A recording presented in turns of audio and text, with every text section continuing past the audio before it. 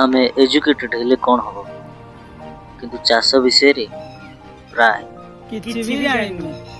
तथापि आमे गोटे छोट जगार चाष स्टार्ट करियो बोली डिसाइड करिछु।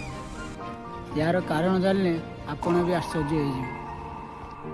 क्या बात कर रहे? आम पाखे बड़ जमी नहीं आ चाषर एक्सपीरियंस जीरो। झूठ बोल रहा है। किंतु आमे प्रकृति आ परिवेश को बहुत भल पाऊ। सेति पे आमे छोट जगार शिखी शिखी चाष करू।